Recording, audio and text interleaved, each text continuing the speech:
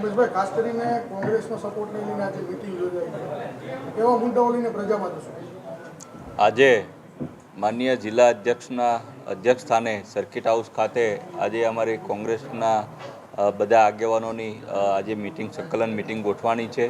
એટલે કે આગામી સમયમાં મારી સ્વાભિમાન યાત્રા ઇન્ડિયા ગઠબંધન દ્વારા નીકળવા જઈ રહી છે, જેમાં 18 તારીખે ખોડિયારમાંના મંદિરે રાજપરા ખાતે સવારે 10 વાગે આ યાત્રાનું પ્રસ્થાન થવાનું છે અને લોકસભાના દરેક તાલુકામાં દરેક ગામમાં આ યાત્રા અમારી જવાની છે ઇન્ડિયા ગઠબંધનના આગેવાનો સાથે, અને છેવાડાના લોકો સુધી અમે પહોંચવાનો પ્રયત્ન અમે આ કરવા જઈ રહ્યા છીએ. એટલે કે 18મી તારીખે અમારી યાત્રાનો શુભારંભ થવાનો છે, જેમાં અમારા જિલ્લા પ્રમુખ સાહેબના અધ્યક્ષ સ્થાને આ યાત્રાનો શુભારંભ થવા જઈ રહ્યો છે. ત્યારે પ્રજામાં જે અમારા જે બાકીના જે સૂચનો જે છે એ અમે લેવાના છીએ, અને સાથે સાથે જે લોકોના જે કામો નથી થયા અને એવા જે કામો જે પેન્ડિંગ હોય એ અમે અમારા સૂચનો અમારા શીર્ષ નેતૃત્વને પહોંચાડી અને જ્યારે અમારી સરકાર બનશે ત્યારે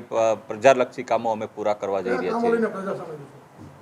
જેવી રીતના 1991થી ભારતીય જનતા પાર્ટીના સતત આ સીટ ઉપર સાંસદ ચૂંટાતા આવે છે, તો સૌથી મોટો પ્રશ્ન ભાવનગરમાં હોય તો તે કે રોજગારીનો પ્રશ્ન છે.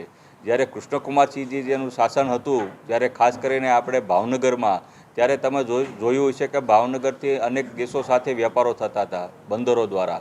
અહીંના બંદરો ખૂબ ધમધમતા હતા. આજે મોટાભાગના બંદરો તમે જોયું હશે કે ભાંગી નાખ્યા છે. અત્યારે બંદરો જો વિકાસ થઈ રહ્યો છે કે અદાણી અંબાણીના બંદરોનો વિકાસ થઈ ગયો છે. ભાવનગરના જેટલા પણ બંદરો હતા એ બધા ભાંગી નાખ્યા છે. માત્ર એશિયાનું એકમાત્ર શિપ બ્રેકિંગ યાર્ડ, સૌથી મોટું યાર્ડ આપણે અલંગનું છે, ભાવનગરનું છે. એની પણ તમે અત્યારે દિશા દશા જોઈ લો, ખૂબ ભાંગી નાખ્યું. એટલે કે રોજગારીને લઈને અહીંના યુવાનો માટે ખૂબ વિકટ પ્રશ્ન બની ગયો છે. ખાસ કરીને મારી શહેરમાં વાત કરું તો જે રીતના મહાનગરપાલિકાનો જે વિકાસ થવો જોઈએ, જે રીતના ડેવલપિંગ થવું જોઈએ, તમે ગાંધીનગર મહાનગરપાલિકાની વાત કરો છો, ગિફ્ટ સિટીની વાત કરો છો, રાજકોટ મહાનગરપાલિકાની વાત કરો છો, બરોડાની વાત કરો છો, અમદાવાદની વાત કરો છો, હજારો કરોડો રૂપિયા ત્યાં કેન્દ્ર સરકારની ગ્રાન્ટ આવે છે, રાજ્ય સરકારની ગ્રાન્ટ આવે છે.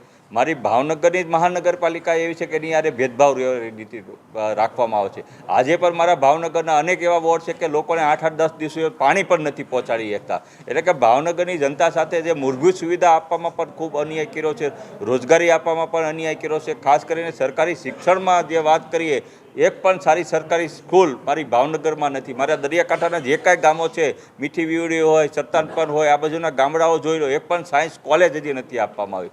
એટલે કે ખાસ ઇન્ફ્રાસ્ટ્રક્ચરની જે વાત છે, એક પણ મોટી ઇન્ડસ્ટ્રીઝ આજની તારીખમાં મોદીના 10 વર્ષ થઈ ગયા, હજી સુધી એક પણ ભાવનગરને મોટી ઇન્ડસ્ટ્રીઝ આજની તારીખમાં હજી આપવામાં આવી નથી. છેલ્લા 30 વર્ષથી ભાજપ એકધારું શાસન ચલાવી રહી છે, લોકોને કઈ રીતના વાળશો? ચોક્કસપણે ભારતીય જનતા પાર્ટીનું 30 વર્ષનું જૂનું શાસન છે. વારંવાર એના સાંસદોના ચહેરાઓ બદલતા રહે છે. કોઈ સાંસદે એક પણ સાંસદ એમના ભારતીય જનતા પાર્ટીના સારું કામ કર્યું નથી, એટલે એના ચહેરાઓ વારંવાર એ બદલતા આવ્યા છે અને લોકો સાથે છેતરપિંડી કરતા આવ્યા છે. માની લો કે જો કૃષ્ણકુમારસિંહજી જો આ રાજ્ય ભારત દેશના અખંડતા માટે ન આપ્યું હોત તો કદાચ ભારત દેશ અખંડ ન પણ હોત, ભારત દેશ ભારત ન હોત. આ એ પવિત્ર ભૂમિ છે કૃષ્ણકુમારસિંહજી મહારાજની, કે જેને પ્રથમ રાજ્ય દેશના અખંડતા માટે સરદાર વલ્લભભાઈ પટેલને સોંપી દીધું છે. રાજ્ય સોંપતાની સાથોસાથ મહારાણી જે અમની સાથે કરિયાવર લાવ્યા હતા એ પણ દેશને અર્પણ કરી દીધું. એના અમે વંશજો છે.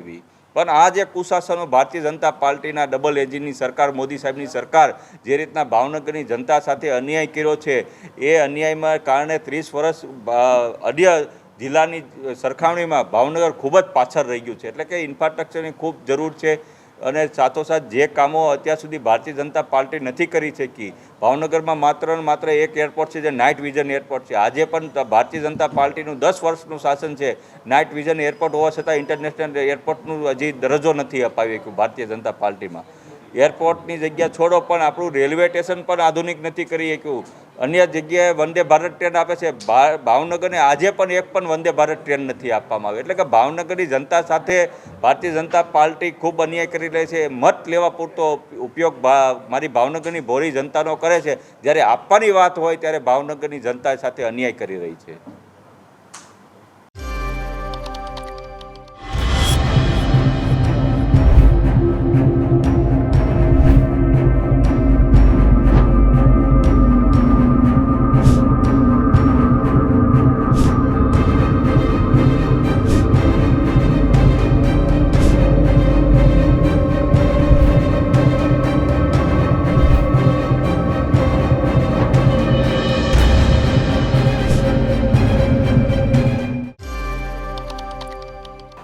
એજન્ડા ખાસ તો કે અમારે જે ઇન્ડિયા ગઠબંધન થયું એના અનુસંધાને આજે કોંગ્રેસના અમારા જિલ્લા કોંગ્રેસ સમિતિના તમામ આગેવાનશ્રીઓ, માજી ધારાસભ્યશ્રીઓ, જિલ્લા પંચાયત વિરોધ પક્ષના નેતા, જિલ્લા પંચાયતના માજી પ્રમુખશ્રી, અમારા તાલુકા દરેક તાલુકાના પ્રમુખશ્રીઓ, આ સાથે અમારા એનડીએના ઉમેદવાર ભાઈ શ્રી ઉમેશભાઈને આજે એક પરિચય કે અમારે કોંગ્રેસ સાથે મળી અને અમારે કેવી રીતે હવે કાલ 2 દિવસમાં અમારે જે પ્રચાર ચાલુ કરવાનો છે એના અનુસંધાને આજે અમે બધા એકઠા થઈ આપ અને કોંગ્રેસ બંને સંયુક્ત રીતે એના માટે થઈને આજે અહીંયા મિટિંગ બોલાવવામાં આવી છે.